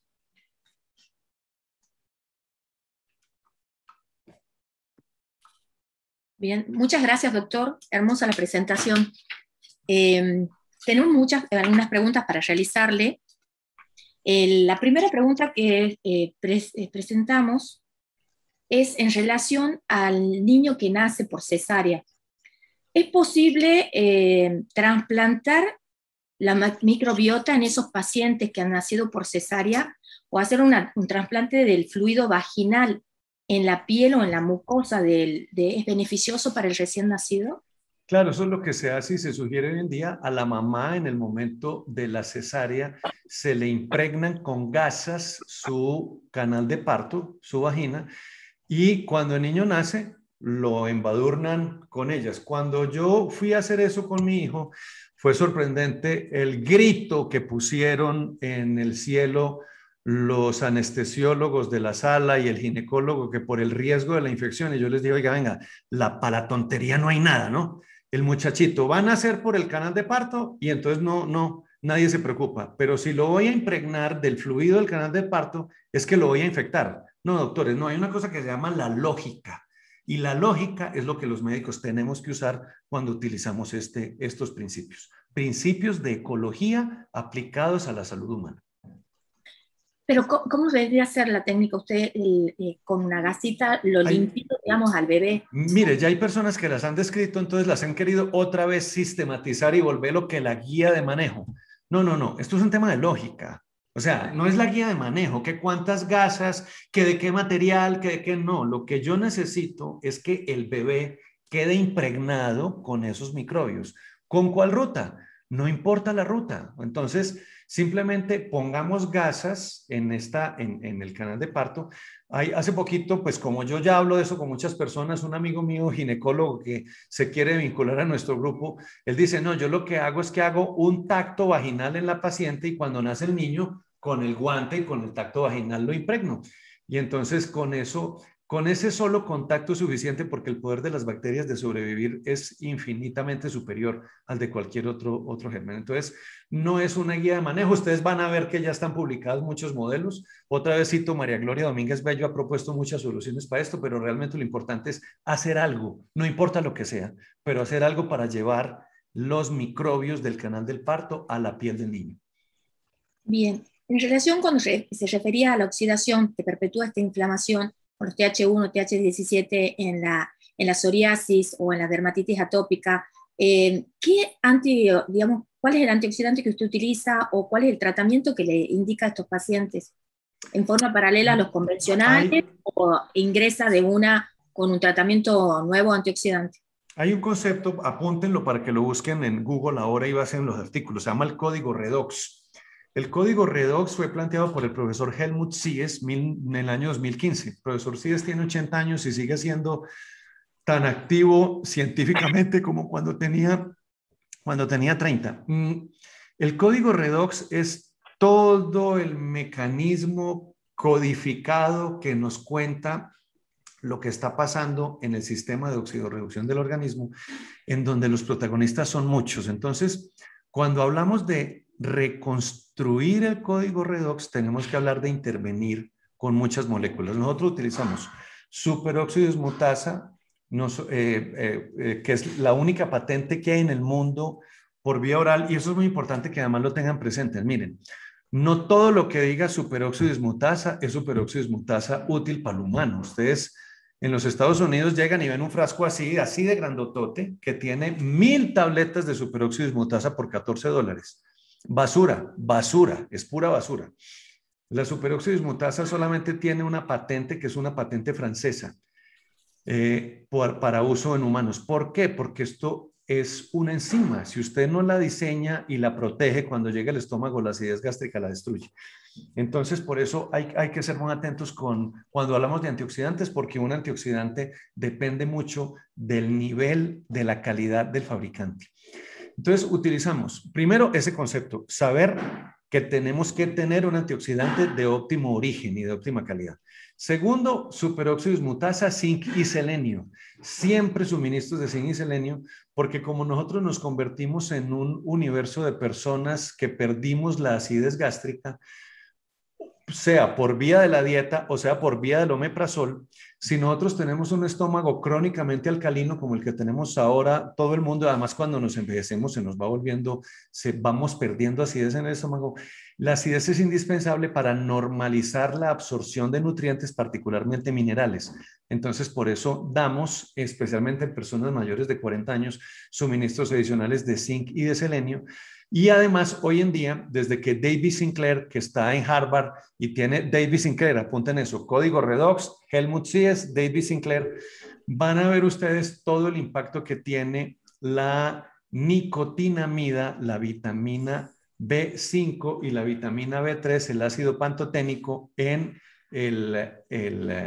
perdón, al revés, ácido pantoténico es B5 y nicotinamida B3 en la biología humana. Entonces también les damos un suplemento con esto a nuestros pacientes, pero lo más importante es que el suplemento, porque la pregunta es, ¿y cuál es la dosis? Otra vez, guía de manejo. Doctores, a mí no me pregunten guías de manejo, que no les voy a dar guías de manejo. Yo les estoy dando pautas biológicas para que ustedes piensen como médicos. Entonces, nosotros, ¿cuál es la dosis? No, la dosis depende de la anamnesis. Entonces, un paciente que está inflamado desde niño, es un paciente que va a requerir mucha mayor dosis que un paciente que no. Entonces, es muy importante que ustedes hagan una anamnesis completa para que le puedan aportar a ese paciente el conocimiento derivado de su estudio para que le acomoden la dosis a él. Bien. En relación justamente a la dieta, a la obesidad y a los alimentos, estos consumos de alimentos de hidrato de carbono, ¿hay una recomendación de algún tipo de alimento que ayude en forma general al paciente sano o en particular al paciente con psoriasis o con dermatitis atópica? El hidrato de carbono o carbohidrato que el humano por evolución necesita se llaman las verduras. Entonces, toda persona que se come todos los días una tajadita de tomate al lado del bife de chorizo gigantesco, pues está haciendo mal. Resulta que el Homo sapiens adulto debe consumir una cantidad de verduras equivalente a lo que cabe en un plato principal. El plato principal debe ser la ensalada. ¿Qué tipo de ensalada? Lo que quieran comer, que venga de la tierra y que sea un vegetal. Entonces, ese es el carbohidrato de mejor calidad que le podemos suministrar a nuestra biología humana y por ahí derecho le estamos dando la fibra o el prebiótico a nuestra biología microbiana. También en psoriasis hace mucho se comenzó a hacer el cambio de dieta, no solo era el descenso de peso del paciente, sino específicamente darle omega 6, el aceite de pescado. Eso, continuamos con ese rumbo, con esa idea de cambiar la dieta y la actividad física en todos los pacientes. Ojo, porque hay omega 3 y omega 6. Hay omega 6 proinflamatorios y hay omega 6 antiinflamatorios. Entonces, en eso hay que poner mucho cuidado porque no todo lo que diga omega 6 es el omega 6 que nos sirve para el paciente con psoriasis y por eso la gente dice, no es que el tratamiento no le sirvió, no, es que le diste el omega 6 proinflamatorio. Ese no era. Entonces, eso sigue siendo vigente porque eso, la gran pregunta que hoy en día se están haciendo es que el nutriente per se va, como siempre lo hemos creído con el caso de los omegas, a modificar los lípidos de membrana celular, con lo cual se va a modificar toda la cascada inflamatoria, o es que los omegas van a modificar la microbiota para que los nuevos microbios que llegan se encarguen de producir nuevos metabolitos que van a ser antiinflamatorios, o es que son sinérgicas las dos funciones. Como todavía no lo sabemos, lo seguimos dando hasta que tengamos claridad de si es el uno, el otro, porque probablemente sean los dos juntos. Una acción sinérgica en donde el omega cambia la microbiota y el omega per se va a modificar los lípidos de membrana celular para que se modifique la cascada inflamatoria. Una pregunta o duda en relación justamente a los antioxidantes que estamos indicando a nivel tópico o vía oral. ¿Serían equivalentes en algunos pacientes, digamos, cuando tienen este compromiso de la dermatitis o tienen una rosácea y que le estamos indicando en forma tópica el tratamiento antiinflamatorio? ¿Sería lo mismo que darle por vía oral el probiótico? No sé si me entendió. Probiótico o antioxidante, ahí me extravié. Bueno, ahí, pero no. el antioxidante, empezando con el antioxidante, que la vitamina C que le estamos indicando al paciente por vía oral, o la vitamina C que le indicamos al paciente en forma tópica para, como antiinflamatorio o como rejuvenecedor, para darle tratamiento anti-age. Volvemos a la misma historia del origen de las moléculas. No todo lo que dice vitamina C te va a funcionar como vitamina C. Eso es absolutamente claro. De hecho, el concepto hoy en farmacología y en bioquímica farmacológica, vas a encontrarlo, todas las publicaciones van a decir vitamina C, ácido ascórbico farmacológicamente disponible. Y de hecho, así deberíamos buscar siempre los artículos. Ascorbic acid, pharmacologically available. Farmacológicamente disponible significa que cuando tú te lo apliques en la piel tópicamente, el producto esté diseñado de tal manera que tenga el pH y el vehículo apropiado para que se pueda liberar y pueda penetrar. Lamentablemente les digo, muy poquitas moléculas de vitamina C cumplen en nuestro continente y en el mundo las condiciones de vitamina C farmacológicamente disponible. Pero muy poquitas es muy poquitas. Lamentablemente por evitarme problemas, no voy a decir aquí marcas, pero pues yo las conozco. Yo sé cuáles son las que no sirven para nada. Y sí sé muy bien las que sirven. Entonces, en ese sentido, hay que tener un ojo crítico para entender clínicamente, porque es que la piel habla, cuál es la que le sirve al paciente. Y uno dice, es que el problema no es la vitamina C, sino la marca y el origen que ella tiene. Entonces, eso es un primer principio. Segundo, se ha venido hablando de probióticos tópicos desde hace rato y hay la preocupación en el sentido de que con ellos pudiésemos alterar inapropiadamente el ecosistema que hay y de pronto generar, entre comillas, una infección.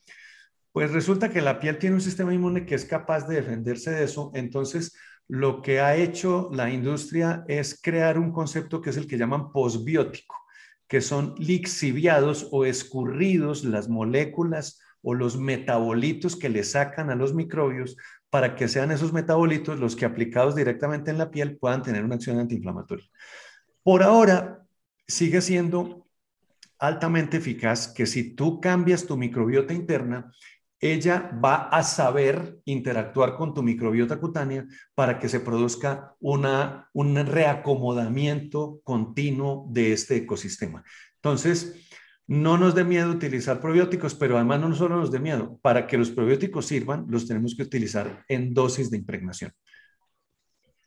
En el caso de los alimentos que vienen procesados o las verduras que vienen congeladas, ¿sería el mismo efecto que la natural? ¿Recomienda, no recomienda? Al igual que la dosis, digamos, de vitamina C que recomienda por vía oral. La modificación que sufren los alimentos con el proceso de congelamiento es una modificación que va siendo lentamente progresiva con el tiempo.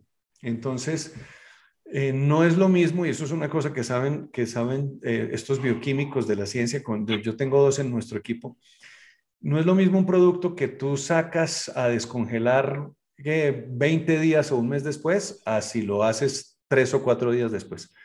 Entonces, el proceso de congelamiento realmente logra antes de una semana mantenerse casi siempre indemne. El problema es que las cosas congeladas por mucho tiempo, no.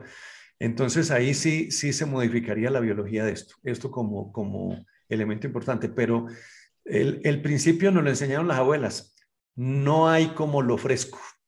Tal vez lo único que modificó eso con el conocimiento y con la evolución fue las carnes maduradas. Las carnes es mejor a los 20 días del proceso de maduración, pero en términos de vegetales no hay como lo fresco. Bien. Doctor, preguntan si podría repetir nuevamente el tratamiento que hizo en la rosácea, esa paciente con rosácea unilateral. Miren, con esto, muchas gracias por esta pregunta. Les voy a volver a compartir pantalla. Permítanme, yo les vuelvo a compartir pantalla. Porque cuando estuvimos hablando de este tema, la doctora Coronel me dijo, ¿ya se está viendo mi pantalla o no? Sí, se está viendo, doctor. Bueno, qué bueno. Es que, ¿qué vamos a usar como probióticos? Porque cuando uno le dicen cepa se puede extraviar y entonces yo le dije, venga, Lo más importante cuando uno habla de probióticos en cada país es que uno entienda dos conceptos. El primero, que el que se los suministra sea una empresa seria, responsable, porque los probióticos son muy sensibles a la calidad. Y el segundo, que es muy importante, como nosotros como dermatólogos, que el consumidor no los confunda, porque la gente en la calle cree que los probióticos son para la diarrea. Entonces, claro, ustedes ahora tienen las marcas que hay en todo el continente, que Floratil, que Alflorex, todo lo que hay en el continente, que Enterogermina, que eso es para la diarrea, que lo usamos, también lo uso yo en dermatología. Pero entonces le dije, venga, Claudia, mándeme la lista de los productos que usamos los dermatólogos. Y entonces me mandó esto, que son lo que usan los dermatólogos argentinos. Y me encantó la composición, porque no la tenemos acá. Esa composición la tenemos acá. Esta composición es espectacular. Sucede, doctores queridos, que los probióticos son caros aquí y en Cafarnaún. Los probióticos son caros en el mundo entero. Y esa es la gran limitante que tenemos para darle a nuestros pacientes. Con esta fórmula que ustedes tienen disponibles en Argentina de Polymix, ustedes le pueden dar al paciente la dosis de impregnación es un sobre 3 veces al día. Y un sobre 3 veces al día es caro para el paciente. Es caro. Pero si ustedes quieren recuperar una rosácea como la de esta niña, nosotros le dimos exactamente una composición de lo que tenemos en Colombia, en donde le dimos esto en distintas marcas 3 veces al día. Y esa muchachita, ustedes la vieron, en una semana se le fue. 3 veces al día. Pero lo más importante, en una semana se le quitaron todos los síntomas gastrointestinales que la tenían apesadumbradas de hacía 15 años. En una semana ella dice, doctor, yo vivía con la barriga inflada, con la panza era siempre completamente inflada, y dice, ¿esto qué me hizo? Que se me quitó la distensión abdominal. Entonces, ¿qué podemos hacer? Miren, esta es una ventaja, es que este producto es un producto que solamente le llega a los dermatólogos argentinos. Entonces, cuando ustedes lo prescriban, pueden tener la certeza de que el de la farmacia, los farmacéuticos en Argentina son igualitos que en Colombia. ¿Pero para qué te mandaron probióticos? ¿Tenés diarrea? Todos opinan como en Colombia. O sea, uno lo manda a la farmacia y el de dice, tiene diarrea, pero ¿cómo que para la alopecia frontal fibrosante te mandaron probióticos? Si esto es para diarrea. Entonces, no. Entonces, la ventaja es que estos productos cuando están prescritos por dermatólogos, por y para dermatólogos, normalmente el de la farmacia no lo cambia. ¿Qué hacemos nosotros? Los combinamos con este. Mire, el Lactobacillus rhamnosus es particularmente útil para recomponer la microbiota vaginal, lo que lo vuelve en una herramienta fabulosa para reconstruir la microbiota en pacientes con síndrome de ovario poliquístico. Recuerden ustedes que el ovario poliquístico se produce porque ustedes, la causa, la etiología del ovario poliquístico no es la que le enseñaron a ustedes en la residencia. Etiología desconocida, idiopática. No. El síndrome de ovario poliquístico se llama una enfermedad producida por disbiosis. ¿Por qué por disbiosis? Porque el cierre, lamentablemente, por tiempo no la incluí aquí, el cierre del circuito hormonal femenino pasa por las bacterias del intestino.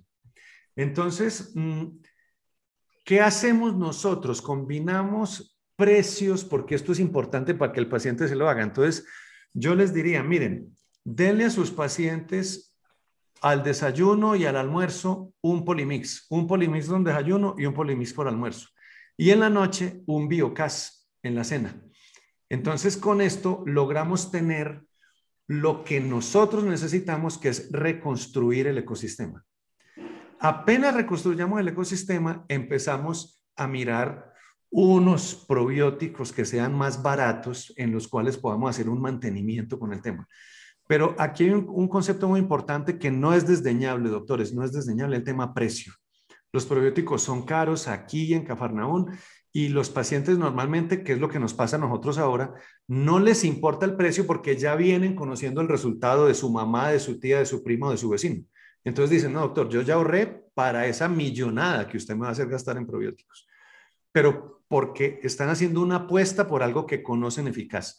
Mientras ustedes le toman confianza a su estrategia terapéutica, tienen que entender que si no mandan probióticos en dosis de impregnación, el probiótico no les va a funcionar y no les va a aliviar el paciente.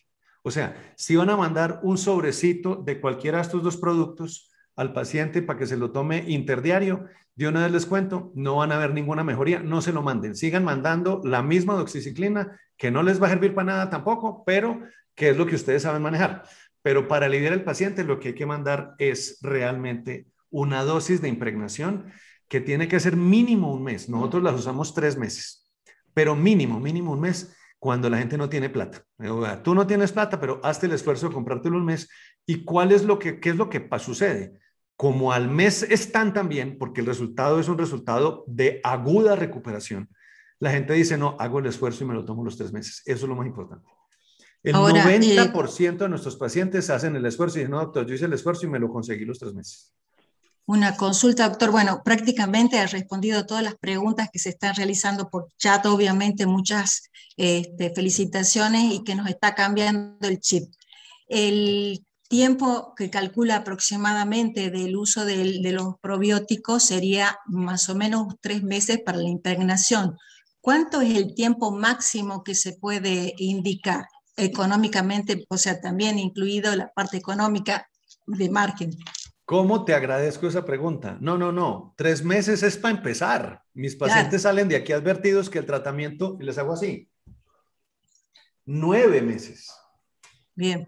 El tratamiento son 9 meses mínimo. Pueden ir a 15 o a 18, pero se tienen que preparar para 9 meses porque la reparación del ecosistema dañado de toda la vida en una persona de 50 años no puede pretender que si nunca comió ensalada, que si tomó antibióticos durante toda su vida, que así, adicionalmente en su época universitaria estuvo borracho todos los fines de semana, que el alcohol es requete nocivo para la microbiota, que fumó, que no hace ejercicio, que si esa persona de 50 años cree que yo con probióticos 3 meses le voy a recuperar su microbiota, está muy equivocado. Entonces, es lo primero que con la anamnesis le definimos. Entonces, las personas entienden esto y es muy importante que ustedes lo recuerden, que más que una enfermedad, la disbiosis es un desequilibrio.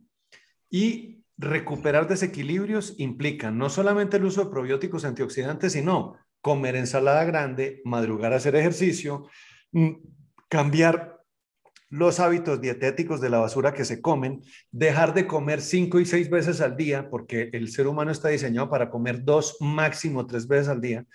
Entonces, las personas que empiezan con el desayuno, las medialunas a la media mañana con 2 Coca-Colas, después viene el almuerzo, después a la media tarde se comen, que es muy saludable porque me como 3 yogures con 4 bananos, 4 frutas.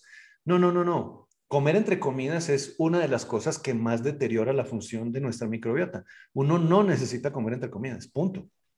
O sea, entonces es toda una modificación en todos esos aspectos que va a asegurar la sostenibilidad de la recuperación del ecosistema.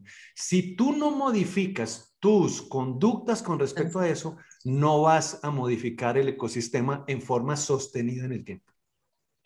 Bien, en el caso, por ejemplo, se preguntan si hay una contraindicación en los pacientes gastrectomizados o con bypass gástrico. No hay contraindicación, todo lo contrario, lo tienen recontraindicado porque una de las cosas que hacen los probióticos y la fibra es que modifican la saciedad. Entonces, para un paciente que ha sido sometido a cirugía bariátrica, el problema es que estos pacientes siguen con hambre. Y cuando tú suministras probióticos, antioxidantes y ensalada en gran cantidad, se modifica el patrón de saciedad. Entonces, esto es supremamente importante para el paciente con cirugía bariátrica. Perfecto. En la experiencia, o sea, en el paciente que había presentado con rosácea, la verdad que la imagen de la respuesta al tratamiento fue espectacular, que generalmente los pacientes, sí es cierto, comenzamos con la minoxiclina, doxiciclina, y muchas veces viene incluido el omeprazol dado o el antibiótico que le da el gastroenterólogo por el Helicobacter. En ese caso se elimina todo y se inicia el tratamiento con el probiótico. Así es, yo de hecho les quiero contar, estoy gestionando con unos amigos míos que son miembros del Congreso colombiano, que se vuelva delito penal con cárcel, que que médico que suministre antibióticos para una enfermedad no infecciosa lo manden preso. Existe la sólida, abrumadora, abundante, inacabada evidencia científica que muestra que los antibióticos solo se deben usar en enfermedades infecciosas demostradas. El que mande antibióticos para acné, para rosácea y para todas las cosas que nos dicen que son buenas, como la dermatitis atópica, porque lo peor es que funcionan. Es que eso es lo grave. Cuando tú ves, tú dices, ah, sí, esto funciona. Este señor, ¿cómo dice que no los mandemos? No, no los podemos mandar porque hay un elemento de la biología de nuestro ecosistema que nos está definiendo con claridad que quienes han oído esta conferencia vuelven a mandar un antibiótico para estas enfermedades, los deberían mandar presos. Presos. O sea, 4 o 5 años de cárcel y allá les damos una instrucción rigurosa para que entiendan que el antibiótico no es una herramienta que nuestra biología humana admita en forma cotidiana o en forma irresponsablemente larga, que es que vas a tomar antibióticos 6 meses o un año. No, no, no, no. Además, busquen ahorita, doctores, pongan en Google, pongan doxiciclina y daño en el ecosistema, doxiciclina y daño en la microbiota, y van a ver ustedes la abrumadora evidencia científica del daño que hace en la microbiota la doxiciclina y la aminociclina en el largo plazo. Bien, hay una pregunta sobre pacientes que están en quimioterapia y diarrea, si es posible y beneficioso el uso de los probióticos. Ese es un tema que no es mi área de conocimiento, entonces supondría que les puede servir, pero no, prefiero decir no sé, porque no, yo no veo pacientes con quimioterapia. En el caso de pacientes con psoriasis tratados con biológicos, la asociación puede ser. A ver, sobre eso tampoco tengo ninguna experiencia. Me preocuparía porque de todas maneras un probiótico es un germen vivo y una persona con un biológico es sometido a un nivel de inmunosupresión que produce, y ustedes ven la lista, ojo, porque le puede dar tuberculosis, le puede dar paracoccidioidomicosis, le puede dar, yo aquí los he visto, todas esas complicaciones del biológico. Le decía alguna vez al doctor Magariños, cuando hablábamos de todos los bloqueos que hay en el sistema de interleuquinas, que interleuquina 17, 23, etcétera, etcétera, que finalmente eso es una cadena, ¿no? Que deberíamos pensar en los mecanismos que biológicamente, o sea, de manera natural, pueden resolver esa inflamación en las interleuquinas inferiores o estimular la acción, por ejemplo, de la interleuquina 10, que es una interleuquina antiinflamatoria. O sea, volvemos a la vieja dualidad que se nos da en biología. Es que hay interleuquinas proinflamatorias, incendiarias, interleuquinas incendiarias, como hay muchos en los gobiernos del continente ahorita, que son gobiernos incendiarios, no construyen, sino que incendian. Y hay cuerpos de bomberos, hay interleuquinas antiincendiarias. Entonces el tema es, inhibimos la producción de estas interleuquinas incendiarias por una vía o por la otra podríamos activar, por ejemplo, la gran citoquina antiincendiaria, antiinflamatoria, interleuquina 10. ¿Qué mecanismos disparan la producción de interleuquina 10? Pues una cosa, lo digo porque eso pues lo hemos estudiado nosotros bastante aquí, son esta combinación de probióticos y antioxidantes. Ponen ese sistema de bomberos interno, lo ponen el más poderoso del mundo con unas manguerotas que tienen un poder para apagar incendios brutal. Entonces creo que esa herramienta de estimular activación de interleuquina 10 a nosotros nos está funcionando y entonces sería ir buscando otras que vayan bajando la presencia de interleuquinas incendiarias en el organismo. Perfecto. Bueno, aquí piden que repita, por favor, la dosis de mantenimiento de los probióticos. Miren, eso es, vuelvo a la historia, es individual, dependiendo de cada paciente. Hay muchos pacientes que yo los bajo a dosis de mantenimiento y ellos mismos dicen, no, doctor, me devolví, perdí lo que había ganado, entonces tienen que volver a lo anterior. La dosis de mantenimiento para nosotros los damos 3 meses y por plata es un tema de dinero, realmente. Le decimos, en lugar de tomártelo 3 veces al día, vas a seguir solamente al desayuno. Eso lo hacemos por un tema de dinero. Lo ideal es tener un tiempo mayor. ¿Qué hemos aprendido? Que como lo hacemos sistemáticamente con todo el mundo, digamos que el 50% de nuestros pacientes toleran bien la rebaja de la dosis y el otro 50% le vamos haciendo un remodelamiento con combinaciones de cepas.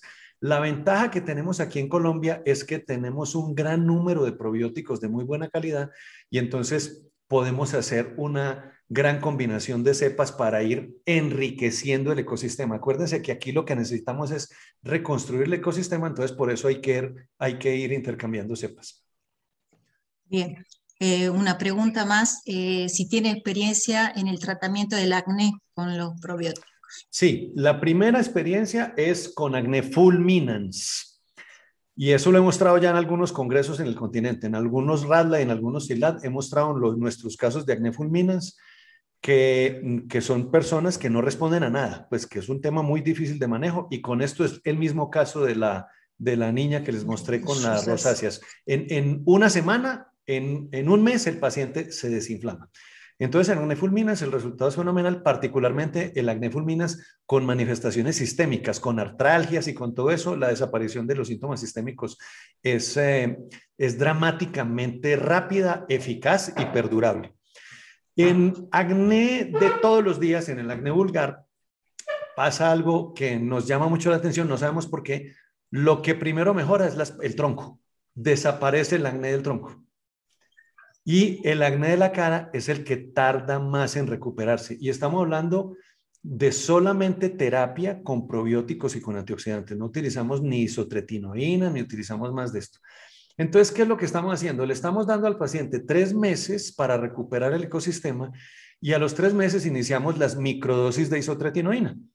La isotretinoína con 20 miligramos 2 veces al día responden todos es el 90% de nuestros pacientes, entonces hacemos una combinación en donde tenemos un gran resultado, pero nos llama mucho la atención la mejoría en el tronco, el paciente, el brote en el tronco. Cuando hablamos del famoso acné de la mujer adulta, el acné de la mujer adulta para nosotros es claro, es uno de los componentes de lo que ya no llamamos nosotros en nuestro grupo ovario poliquístico, lo llamamos ovario androgenizante. ¿Y por qué no lo llamamos ovario poliquístico? Por esto que ustedes se van a dar cuenta. El paciente llega y les dice a ustedes, no, doctor, lo que pasa es que a mí me hicieron la ecografía y yo no tengo nada. Y no, y mire, tengo los exámenes de hormonas, mírenlo acá, miren los exámenes de hormonas, doctor. Yo no tengo nada, miren, los exámenes míos de hormonas, yo estoy aliviada. Y yo, y señora, y está calva, y está barbuda, y está carigrasosa, y está obesa, y según los exámenes usted no tiene nada. Pues no, pues es que el ginecólogo me dijo que yo no tenía nada. Doctores queridos, por eso es que yo detesto las guías de manejo. Yo las detesto, porque es que el paciente viene y me dice, doctor, mire, la ecografía es normal, tengo todo el perfil hormonal normal, pero la paciente está calva, hirsuta, obesa, peligrasosa y tiene la enfermedad gritando. No, doctores, mi tío que es cirujano, que es mi gran mentor en muchas cosas, dice, mijo, uno no trata exámenes de laboratorio, uno trata pacientes. Por eso la anamnesis. Hagan la anamnesis y dense cuenta que en su anamnesis están las respuestas que sus paraclínicos no les van a dar, porque los pacientes llegan con paraclínicos normales y totalmente enfermos. Entonces, el paciente, la mujer de 42 años con acné y con alopecia y con exámenes normales, es una paciente con un ovario androgenizante. ¿Qué significa eso? Que no tiene quistes, pero su ovario está funcionando, produciendo andrógenos. Punto. ¿Por qué? Porque se le dañó la microbiota. Y los resultados que tenemos ahí, sí, les quiero contar que ya son abrumadores. Ya tenemos 200 casos de mujeres que se les desaparecen los cólicos menstruales, se les desaparece la irregularidad menstrual, se les desaparece la grasa de la cara y empiezan a recuperar notablemente su masa capilar. Y por supuesto, se les va el acné. Y esto con probióticos y con antioxidantes, pero estamos en este instante haciendo haciendo todo un estudio que va a ser de reporte de casos, porque pues no lo estamos haciendo doble ciego comparado ni contra placebo ni contra nada, porque lo consideramos de hecho ya éticamente inviable, porque sabemos que esta es la herramienta que las va a aliviar de su problema en el ovario. Entonces, con eso se alivian, se alivian. Bien, no, está respondiendo muchísimas de las preguntas que están haciendo acá, doctor, pues justamente hablan del uso de los probióticos en el climaterio. Bueno, obviamente, felicitaciones, Uy, excelente. en climaterio, mira, en climaterio, les cuento. ¿Ustedes quieren ver una mujer que los ame porque los calores no las dejan dormir? Utilicen esta combinación de antioxidantes con probióticos, que esa señora en una semana no tiene calores. Es una semana el tiempo, en una semana, pero tiene que ser dosis de impregnación. Es un tratamiento caro, caro. Les voy a contar, mis pacientes les cuesta $300 el mes de tratamiento. Es muy caro, pero en unas semanas también. Muy bien, excelente. Bueno, por supuesto, felicitaciones. Seguimos aprendiendo, seguimos cambiando nuestro chip que está bastante impregnado de otros conocimientos. Otra pregunta, doctor, que están haciendo acá, ¿qué antioxidante usa? Yo utilizo la superóxido dismutasa que les dije ahora, que existe, repito la marca para que la busquen si la quieren comprar en Colombia o en México. En México se llama Glisodin, en Europa se llama Glisodin, en Estados Unidos también se llama Glisodin, en Colombia se llama AOX Therapy. Y ese es el que utilizamos como base de todas las demás combinaciones. A eso le agregamos zinc, le agregamos selenio, le agregamos nicotinamida, le agregamos ácido pantoténico. Eso es, digamos, la base. Y dependiendo de la anamnesis, hacemos distintas combinaciones adicionales con nuestros pacientes. Excelente. Ah, y por supuesto. Y bueno, todas uno, felicitaciones. y por supuesto, se me está olvidando el más importante compañero de la superóxido dismutasa, es el ácido lipoico. El ácido lipoico. Muy bien. Gracias, excelente, un lujo. La verdad que esto es un tema que para seguir aprendiendo y obviamente su experiencia, excelente, doctor. Muchísimas gracias. No sé si las chicas o alguien quiere hacer otra pregunta. Acá veo todos agradecimientos y felicitaciones. Así es, nadie se movió de la silla, doctor Gaviria. Están todos sentados escuchándolo. Eso muy veo, atentamente. porque aquí van 264 participantes. Dios Sí. mío, aguantadores estos argentinos, Dios, estos ladrillos tan pesados de bioquímica. Eso sí, ya entiendo ustedes por qué votan como votan en las elecciones. Aguantan todo. Aguantan todo. Si se aguantaron esta conferencia, se aguantan el gobierno que tienen. Es un placer escucharlo, doctor. La verdad que sí. Acá había algunas preguntas porque nosotros ya estuvimos escuchando algo de estos nuevos paradigmas y alguien nos habló de la N-acetilcisteína con el omega 3, con estas nuevas combinaciones en el tema ¿no? del manejo de la microbiota. Así que bueno, tienen millones de preguntas como una microbiota, digamos, pero creo que es una falta de respeto que sigamos exprimiéndolo con tantas preguntas, así que... No, y realmente el problema no es de falta de respeto, es de falta de tiempo, porque ya en este momento tengo 2 pacientes afuera esperándome. Esperándolo, claro, doctor. Y nosotros nos entusiasmamos, ese es el problema. No, pero me encanta estas reuniones, de verdad que muchísimas gracias a ustedes por la invitación, muchísimas gracias a todos por su asistencia. Y esperamos que podamos beneficiar a nuestros pacientes de todos estos avances y todo este conocimiento que no es, como les dije yo, del siglo XXI. Esto es una cosa muy vieja que solamente ahorita nos está llegando a todos. Exactamente. John, muchísimas gracias por habernos acompañado esta mañana y nutrido de tantos conocimientos. Realmente estamos maravilladas. Yo no te puedo decir la cantidad de alabanzas que tenés en el chat. Mira, te leo algunas. Excelente, doctor, muchísimas gracias. Excelente por romper los paradigmas, muy interesante. Bueno, eso es lo más suave de todo. Éxito total tu charla, por supuesto, brillante. Sabemos que esto es un tema eterno, que tenemos muchísimo más por aprender. Creo que nosotros haremos ahora nuestros primeros pasos y bueno, por supuesto, te invitaremos de nuevo para que nos sigas dando tus conocimientos. Estamos todos muy agradecidos, nosotras, en especial la de la Comisión de la Asociación Tucumana de Dermatología, por tu enorme generosidad con nosotros. Muchísimas gracias. Muchas gracias. Gracias a ustedes y hasta muy pronto. Feliz día. Un gusto, gracias. Chao, chao. Bendiciones.